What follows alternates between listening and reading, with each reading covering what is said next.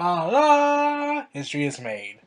So, Hell in a Cell is over with, and now we get to tackle what went down, and I get to talk about it for God knows how long. There were a total of 8 matches, 7 on the main show, 1 on the pre-show. We got the first match of the night, Friedrich Alexander, Lance Dorado, I'm not good at this, Sin Cara versus Tony Nese, Drew Gulak, and Davari. Not the original Davari, Arya Davari. I'm trying to wonder why they let him go with that name. And also the evil foreign gimmick. But moving on. This was a Cruiserweight 6-man tag team match. And I was expecting, like, okay, they're gonna do a couple of flips and kicks and whatnot. Like, it's gonna be a good match. And it was a good match. And Sin Cara's team did a synchronized suicide dive slash above the top rope jump off into the ring, outside the ring to their opponents. And I was like, okay, that's cool. But when I think of that, I'm thinking of Adam Cole and the Young Bucks when they did the Battle of Los Angeles against 3 other guys: Ricochet, Evan Bourne, who has a different name now, and trying to remember the third guy, but like they kept doing everything in sync, like super kick in sync, suicide dive in sync, and power bombs onto the apron sync. Like that was just like, okay, you can't make magic like that happen in WWE. They would restrict that. So I was expecting Tony Nese's team to win because Tony Nese has been rumored to be getting a future push soon, and they're really impressed by him because of his recent non-title match against T.J. Perkins, and I'll get to T.J. Perkins in a bit. And sorry if my throat sounds off. My throat's starting to get sore for some reason at the time of this video, so it might sound a little off. But I said I would get through this. So, anyways, instead, Cedric Alexander got the win for his team, and I was surprised by that bit. Like, I was in for a night of some surprises. Mostly in the main event, which I will also get into. But anyways, um, I noticed that Tony Nese did not take the fall, so WWE is still protecting him for the big eventual cruiserweight title match he's gonna have later down the road, and possible cruiserweight title run. Like they're not gonna give him the world title. Like that would be just silly to them because he's a cruiserweight guy. We can't give cruiserweights the main event status. It's not like we're gonna be WCW anytime soon, are we? And okay, there is a complaint going around. Like first, we started hearing that the cruiserweight division was already gonna be watered down after his first week. Like they're gonna limit the number of spots they're gonna do, and the number of high flying maneuvers, and the number of kicks they do. You know, something that cruiserweights are known to do. And that pissed a lot of people off. I was pissed off. Like, I was wondering, why are you doing this already? Like, no one's gotten injured. No one was injured in the tournament. So, like, there were welts and bruises, but they all healed eventually. But, like, they weren't serious injuries. But clearly, WWE likes to go with their soft style, as The Miz would like to most likely say. And then you found out after Sin Cara joined, you heard that WWE, whereas Triple H and Stephanie took it seriously with the Cruiserweight Classic, Vince McMahon isn't taking it seriously. Like the 205-pound limit, you know, that thing where one of the competitors in that match said they dropped 20 pounds just to get in the Cruiserweight Classic. Yeah, Vince McMahon just said, passion? We don't need passion in this ring. You must be nuts. Yeah, that was completely negated. It was reported that WWE on main rosterville, they don't care about the weight limit. They say, man, just go whatever. You're small enough. You're a high flyer. You could do it. Whereas Triple H, he cared. Vince McMahon, he clearly doesn't care. He just needed more bodies to fill up the airtime on Raw since they had to divide the roster.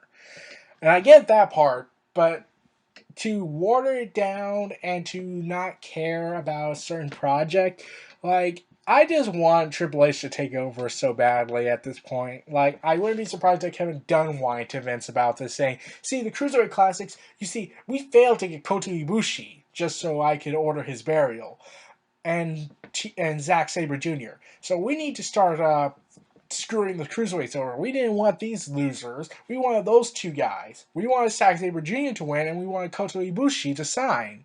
But no, we failed miserably, so we gotta say screw it." So the 6-man tag team match, like, sorry if I went on a tangent on the cruiserweight division on Raw, but I'm not liking the cruiserweight division right now. Like, there's some things I like, which I'll get into in a moment, but ultimately it's just questionable at best. Now, it was a good match for the amount of time they were given, so they managed to put as much as they could in this bout. So, it's all right. Now we get to the opening of the pay-per-view. They decided to go with Roman Reigns versus Rusev inside Hell in a Cell as the first match of the night. And okay, this wasn't the best. Okay, Roman Reigns' best match in a Hell in a Cell match is so far with Bray Wyatt, though that's his only other match he's been in. So I can't really say with guarantee on that. So we have to wait longer. They tried the best they could, but while I did like some spots at times they took, there wasn't anything like memorable about it. Whereas you had Bray Wyatt and Roman Reigns have this vendetta storyline of vengeance and anger and hate building with them, and they built it for 5 months.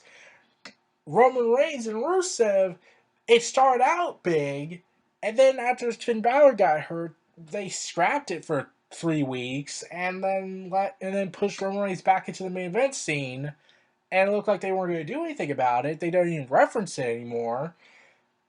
And then Rusev just suddenly comes back from his honeymoon, and that after their Night of Champions match, which lacked anything, how could you really care about this match?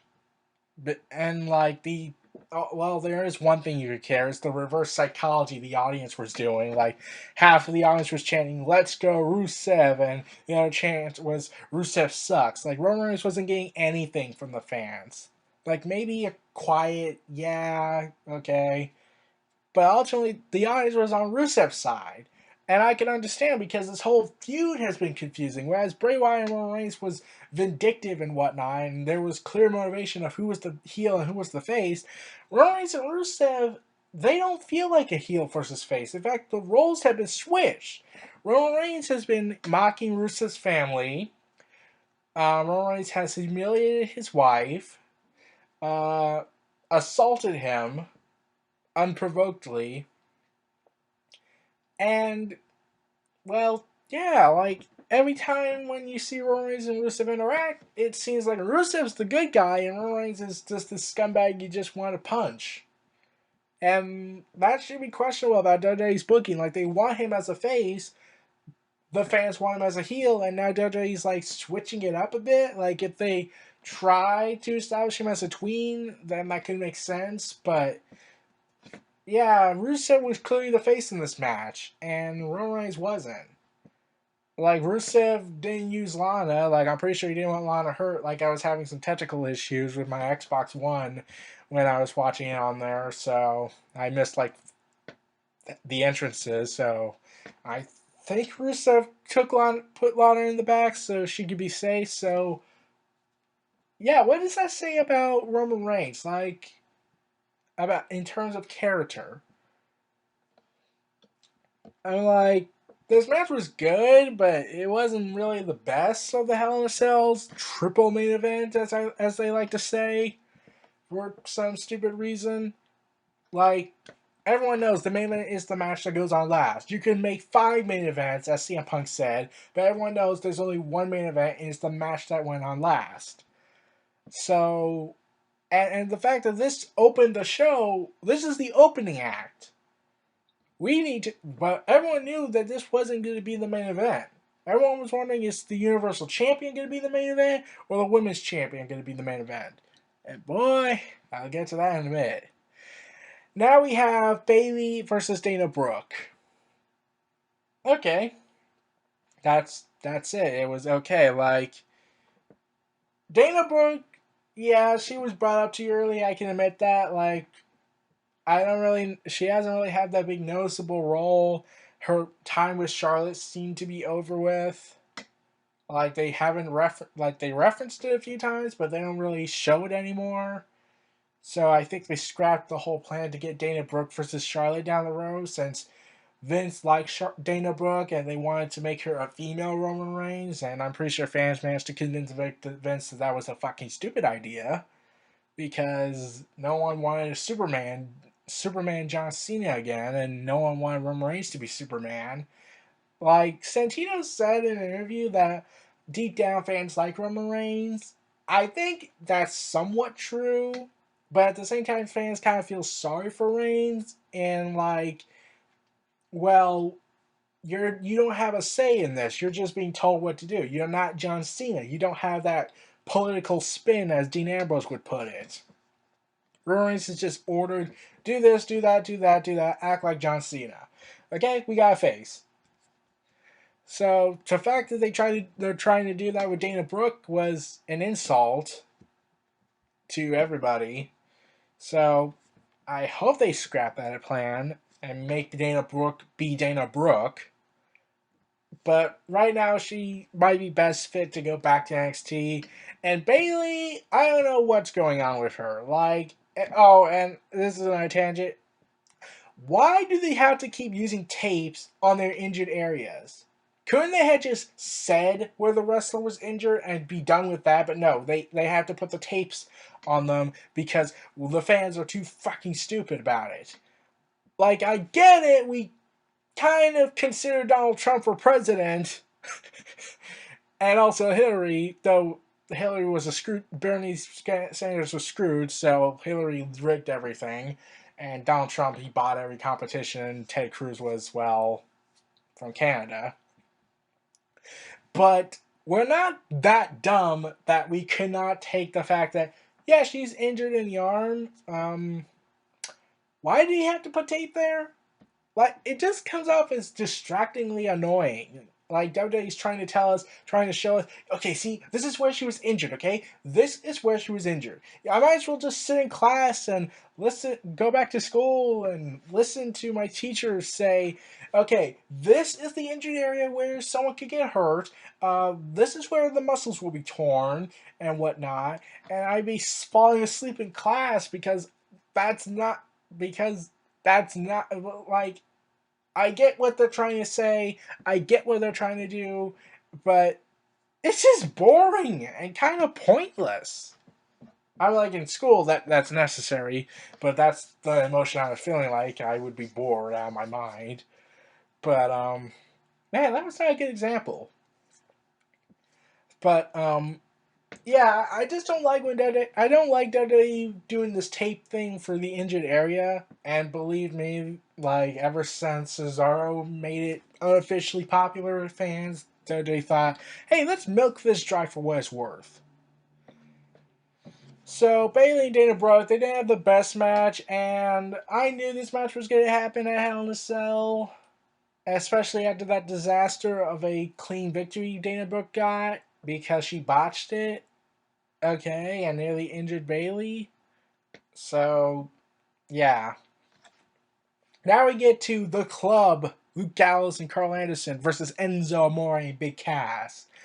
Enzo and Big Cass cut this great promo once again. Kind of obvious. At this point, it's kind of really noticeable. And Luke Gallows and Carl Anderson are saying that the fun and games are over with, even though they were acting fun and games during their fight with the New Day. So I can't really say that that's protecting them because that's still fresh off people's minds.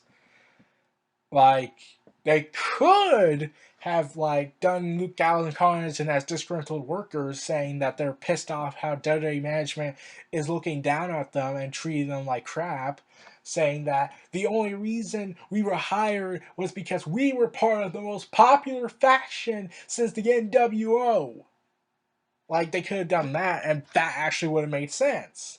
But no, Carl Anderson and Luke Gallows, they're just a generic heel tag team. There's nothing really defining them other than their past success in places they they ought to be at instead of here in the WWE.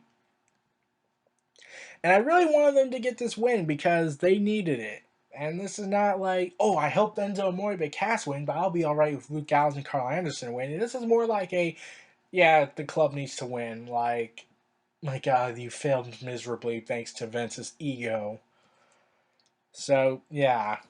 And this could also start a brand warfare between Luke Gallows and Carl Anderson against AJ Styles because they'd be jealous of AJ Styles getting all the success, and they could reference TNA saying the only reason why you have that title is because people cheered for you back at the Royal Rumble. You would have just been a nobody to Vince McMahon if it wasn't for the cheers you got in Florida. So yeah, that would be my best bet. They should do with Luke Gallows and Carl Anderson. But clearly, I'm not part of the creative team, so I clearly have no intelligence whatsoever. So, Carlson, Anderson, and sorry, I got everything mixed up. Carl Anderson and Luke Gallows got the victory after only less than 7 minutes. Okay, so that wasn't really impressive. Like, yeah, like, and I'm also concerned about Enzo Amore Big Cass. Like, okay, lose to them. Okay, I get it. You can lose to them. But losing to the Shining Stars and then not do a feud with them, okay, that was a waste of time. And then later lose to the club after the club was humiliated by the New Day. Especially the Old Day segment. That was horrible. We will never ever want to talk about that segment ever again. I might make a video ranting about that, but I think I already have talked about that enough as it is. So the club got the victory, and Big Cass and Enzo Amore are left out in the cold because these two teams have been booked so badly in recent weeks, and confusingly. So now we move to the second Hell in a Cell match. Which match was it? Like, I was on the edge of my seat wanting to know, oh my God, this has to be the Universal Championship match. This cannot be the Women's Championship match. They need to main event the show. And boy, did I mark out when I saw it was Kevin Owens versus Seth Rollins. Like, I guess the Universal Championship, the worst name ever to come to the championship in WWE. But like I've said in previous videos, I get that there are other companies that have the word Universal title on it, but WWE isn't called Universal Wrestling Entertainment, it's called World Wrestling Entertainment, so unless they're going to change their name, which I highly doubt, unless it's by legal reasons like the WWF, my God, I missed that word. I missed that phrase. World Wrestling Federation. So anyways, Kevin Owens versus Seth Rollins is the mid part of this show, and they had a hell of a match, way better than Roman Reigns versus Russo, I could by a mile. So, but it did get annoying, like 90% way through when Chris Jericho got involved. And also, Seth Rollins kind of brought back his turnbuckle powerbomb maneuver, but this time using it on the cell. And this match got violent. Like, there were a lot of ideas juggling around prior to the show. Like, people were creative apparently was debating, oh, do we want Triple H involved in this match because we need to get an explanation out of him? Do we want Chris Jericho as the special referee? Okay, we don't know about that. He would have to convince the authority of Raw, specifically Stephanie McMahon. Like, who cares about Mick Foley since he's just there to cut passionate promos at this time.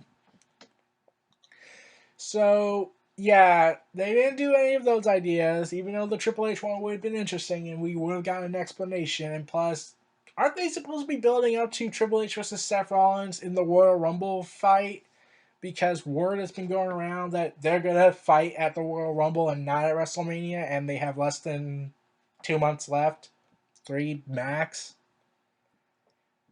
And yet Triple H has not given a clean-cut explanation of why he did what he did. He hasn't shown up since. Seth Rollins and Kevin Owens, okay, they're trying to build him up. I get that. They're trying to build this guy up. The problem is that they're making him look weak. Like, he can't do it on his own like he did back in NXT. And this is clearly obvious that the main roster treats him differently than NXT did. which is why I still believe there's a discrimination going on there, but that's mostly Kevin Dunn's fault. So Kevin Owens has mostly been relying on Chris Jericho to basically do the work for him. And okay, I know Seth Rollins did that with JJ Security, but at least they try to make Seth Rollins look dangerous. Like when the Royal Rumble came around, I took him as a legit threat to Brock Lesnar's title reign. But if you were to book him the way he was during his championship run and he would fight Brock Lesnar at that time, yeah, I would say he did not earn that. No way. He did not earn that title match. Oh god, that title reign was horrible. So it seems like they're gonna make the same mistake with Kevin Owens. Because he's a heel, so we got to make him do heel things instead of being a badass about it. But this match was great. It was almost close to being a classic had Chris Jericho not gotten involved, and then it just became a glorified handicap match where Chris Jericho can't be pinned and win the title. So yeah, so something tells me this fight's not over with, since Seth Rollins probably still wants revenge, and this also makes the Hell in a Cell match look less important because Hell in a Cell is usually the ending of a fight, not a renewed focus on it. Like, okay, Bray Wyatt and Reigns, like they ended their fight in Hell in a Cell, but at least they left it on a note where you could say they get back together to fight.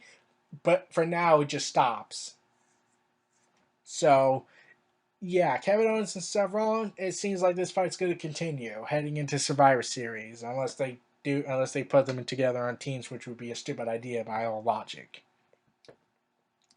But the thing that I did notice is that the way the match ended, Chris Jericho co-breaking Seth Rollins after the match.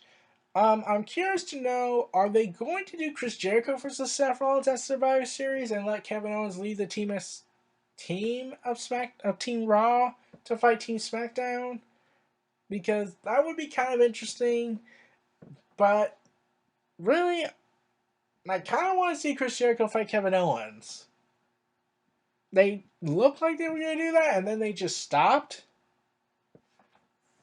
So I don't know what's going to happen. This whole booking has become confusing for me.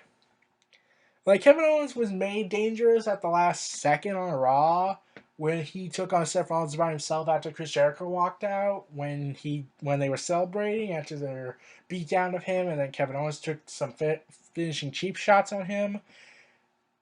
But damage was already done at that point. So that didn't really save him, but at least tried to lessen the damage that was given to him. So after that, and by the way, the last two matches I talked about, yeah, their audience reaction was dead in the water since, well, there's 3 Hell in a Cell matches and everyone's going to get excited for that. So Brian Kendrick versus TJ Perkins for the Cruiserweight Championship is next. The crowd was dead once again. Like, they didn't care, and oh god, like, there's a moment in this match that is mostly what made it memorable, but also kind of stressed out because, like, do you even know these guys? Okay, like, one guy in the audience says, "Cut your fucking hair, you hippie," to Brian Kendrick, and the same guy says Nike suck, and I'm like, dude, really? That's your complaint? Like, it shouldn't be the complaint that the fans are not even invested in this match. Like, I get that they're drained, but something out of them, not just spewing garbage that makes no sense. No? But okay. Brian Kendrick and TJ Perkins, like I've said in the previous Cruiserweight match, like, I can't get invested like I was in the Cruiserweight Classic. Because they're not being told to give it their all. They're told restraint. You can't do this. You can't do that. You're not allowed to do this. You're not allowed to do that. But I get why the Brian Kendrick, as he likes to call himself, and TJ Perkins storyline, like, I get that, but the buildup was pretty bad.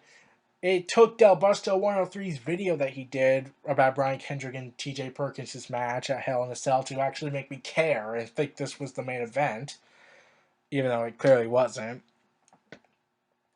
So, Brian Kendrick defeated TJ Perkins in this match by submission, which I was kind of glad because I kind of like Brian Kendrick's character, whereas TJ Perkins is just this video game loving collar boy, work hard, eat your vitamins and whatnot, and I'm like, well, like we already have John Cena to bore us to tears on that.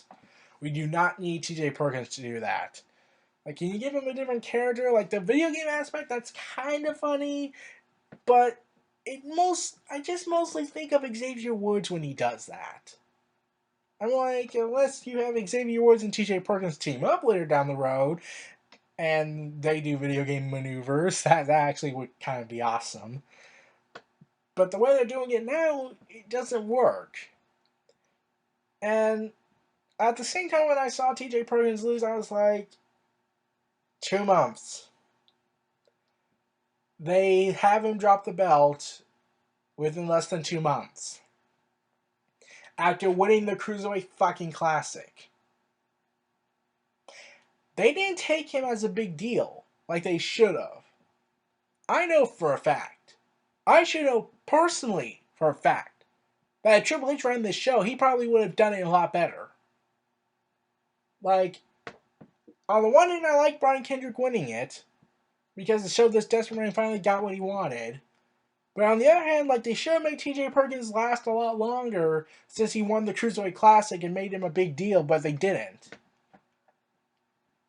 And that kind of shows that there's lack of passion for the Cruiserweight division's booking. Like, you don't know who these characters are other than Brian Kendrick and, to an extent, TJ Perkins. And also Davari, but they mostly just make him the evil foreign guy. And you can also say Sin Cara, but really, who cares about Sin Cara at this point?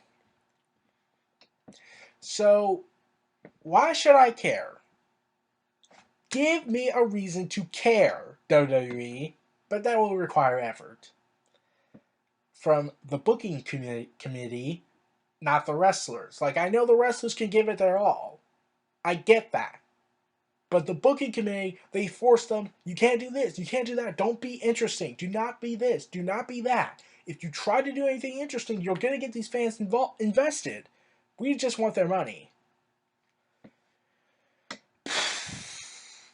So, moving on from my rant, Cesaro and Sheamus versus the New Day for the tag team titles.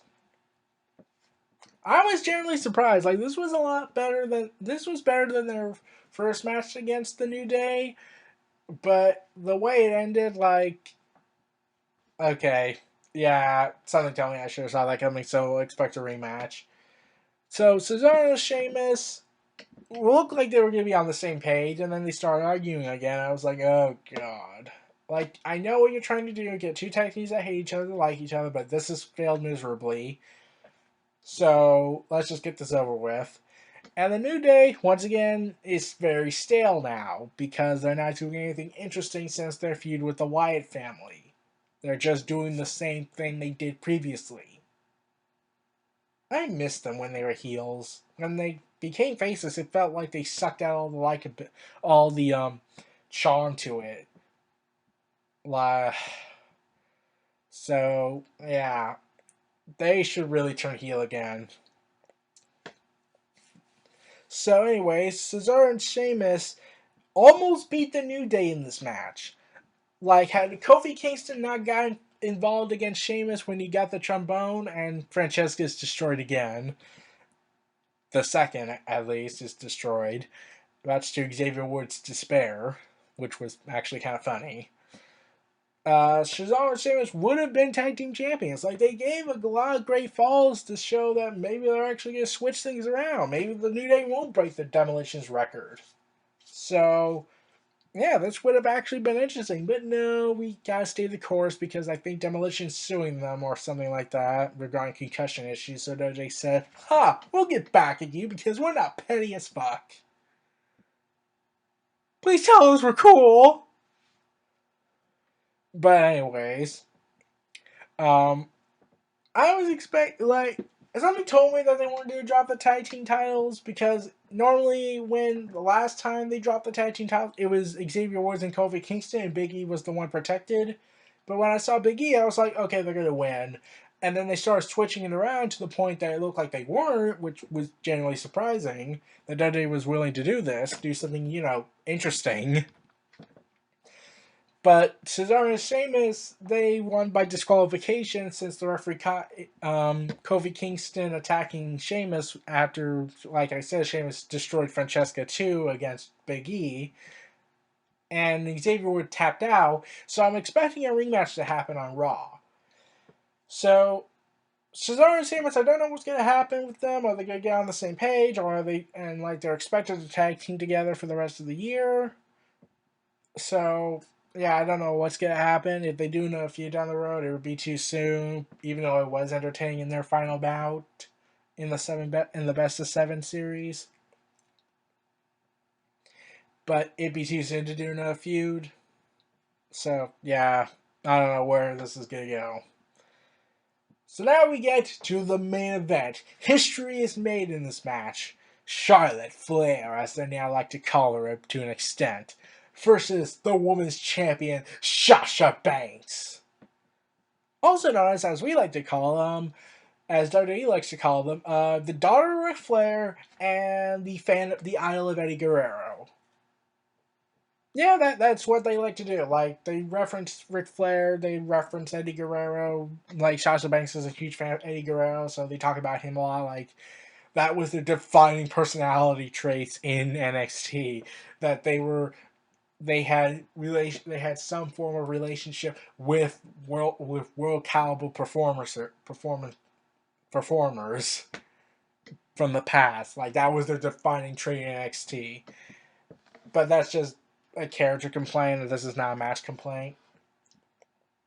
I liked the entrances they did. This really gave a big main event feel to it. The ending, I'll get to that in a minute. Oh, God. So, Charlotte attacks Sasha Banks right before the cells load, and I almost thought, like, are they really gonna risk crushing her? Like, thank God they stopped it, but like, would they really risk it?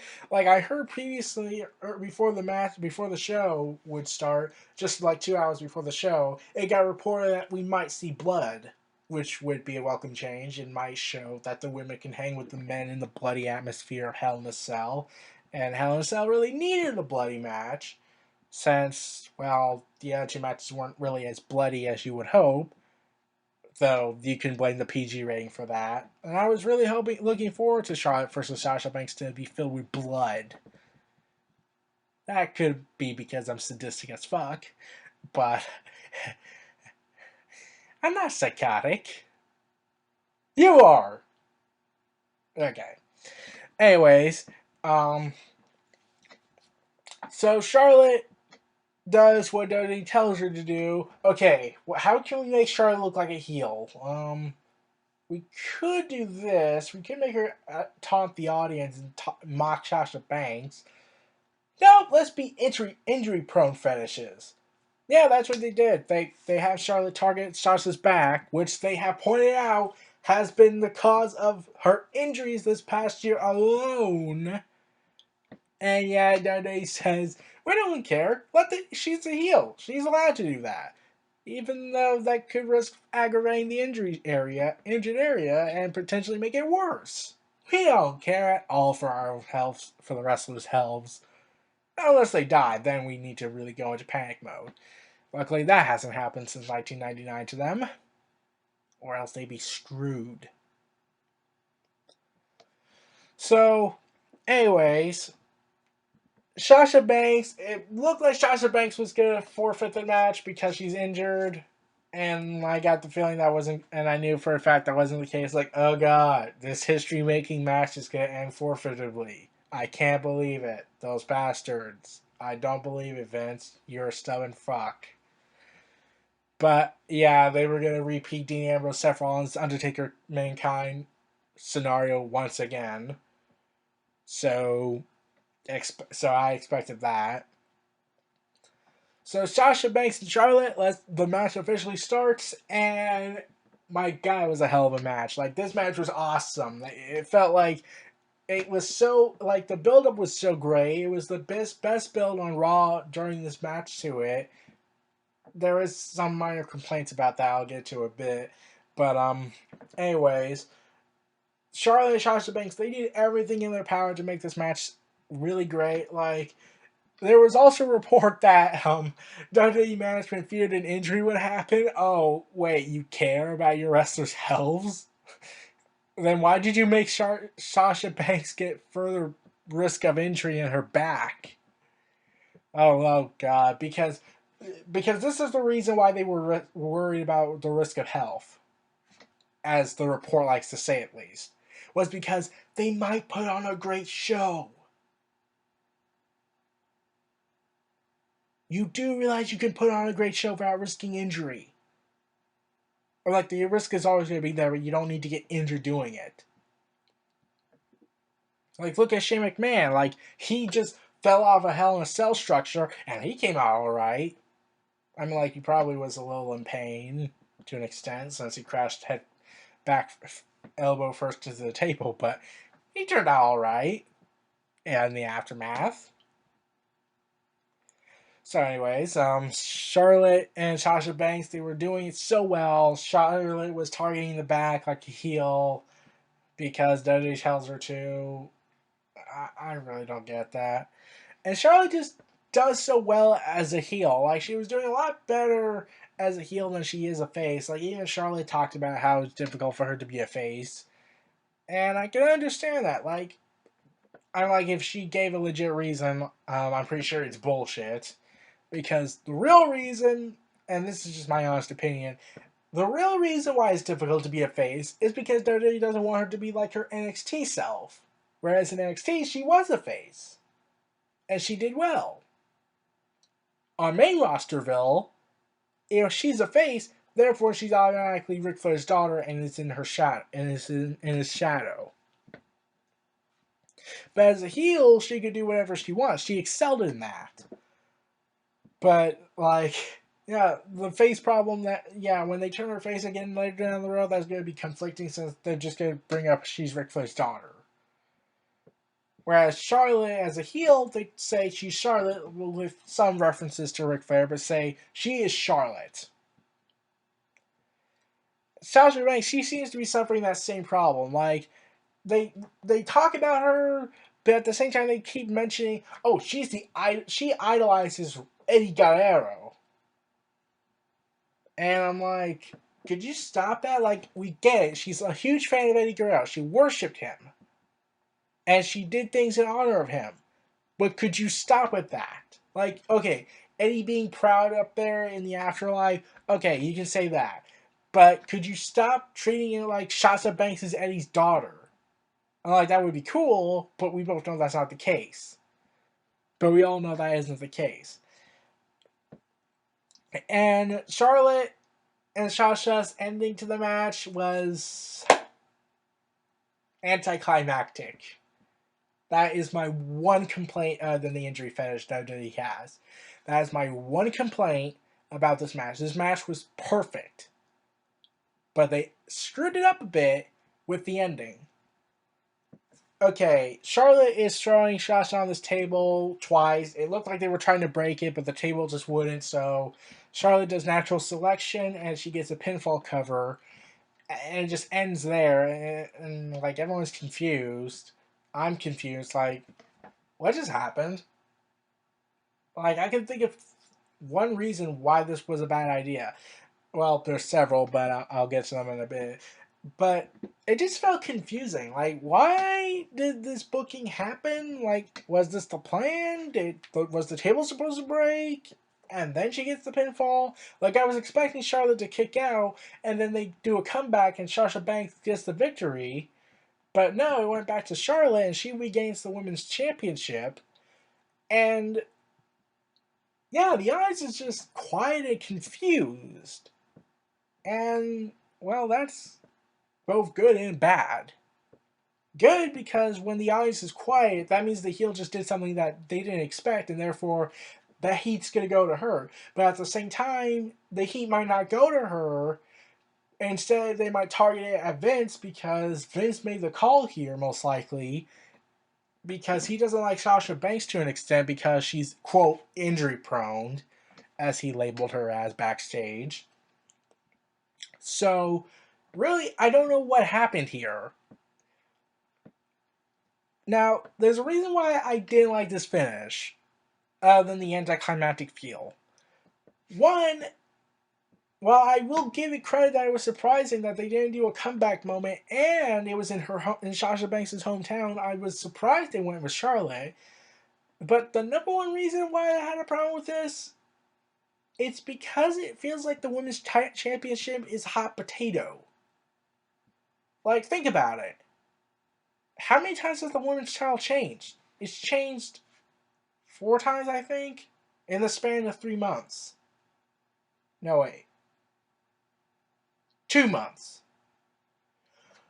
Prior to SummerSlam, then back at SummerSlam, and then after Clash of Champions about 2 weeks afterwards, then Sasha Banks regains it, and Ali switched it again. So it's hot potato. Like, keep it for 2 months, then drop it. Keep it for 2 months, drop it. Keep it for 2 weeks, then drop it again. And I'm like, you're making the same mistake Vince Russo did with WCW. You're doing hot potato with the woman's most important title, the only title, and you're treating it like it's hot potato. This is the same problem that WCW made under Vince Russo's control with the world title. And we all know how that turned out, right?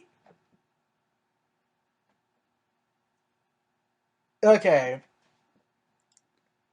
I don't know. I can't really say for certain WWE knows what they're doing with the women's division on Raw. Like SmackDown clearly has something going on. Whereas Raw is just like hot potato, hot potato, hot potato, hot potato. Charlotte, Sasha. Hey Bailey. Hey Bailey. Yeah, we don't care about you. You're too popular with fans. But you're not a kiss ass like John Cena is. So you actually care about what these fans think, unlike him, to an extent. But you're not a kiss ass to us. So we'll put you on the side. Um, okay. I can take a guess at why they did what they did. Maybe because Sasha Banks got injured again, or when she was talking to Charlotte when they were holding each other. I think they decided to switch ideas, and because she's injured and they need to have her and she wanted Charlotte to take the fall again. I mean, not Charlotte, Sasha Banks to take the fall again. So they did that. So they planned it on their own. So that could most likely get one of them fired. Or Vince, because Vince was against the idea of Charlotte and Sasha Banks main eventing the show, they said, fine, you get to main event the show, but Sasha Banks is dropping that belt. Okay? You get to make history, but you're not keeping that belt. And considering this is Vince McMahon, who has a history of, let's see, insulting WCW to an extent after they bought them out, humiliating Sting to an extent, and turning him into a cheap cartoon character. Let's see, treating Goldberg back in 2003 to 4. Let's see, making fun of JR's condition with his disease that he had back in 1998, or was it 9? Let's see, what else is there? Yeah, the JR thing is the top one to top it all off. That and the death angles Vince likes to pitch. And there's also the vomit angle he did with Roman Reigns and Vicky Guerrero and Stephanie McMahon. Though that wasn't really underhanded, that's more like stupid childish. So, okay, let's just say it. Vince is known to piss off the fans. So I wouldn't be surprised if it came out that Vince decided that if they get to main event the show, Sasha Banks isn't winning the title, even though it's the logical course of retaining the title, even though that's the logical course of action. So I don't know what's going to happen with Charlotte and Sasha Banks. Is this feud over with, or are they going to do a rematch later down the road? Since Sasha Banks is, once again, they will bring this up, entitled to a rematch clause in her contract. I don't get why they did that angle nowadays. Like, that is so cop out feel. Like they could just get another rematch clause, and not wait in the line like everyone else has to do? Okay. Fuck you. So those are my thoughts on WWE Hell in a Cell 2016. This was Neo Reality Entertainment. So if you like, comment, subscribe, and donate, stay tuned for more.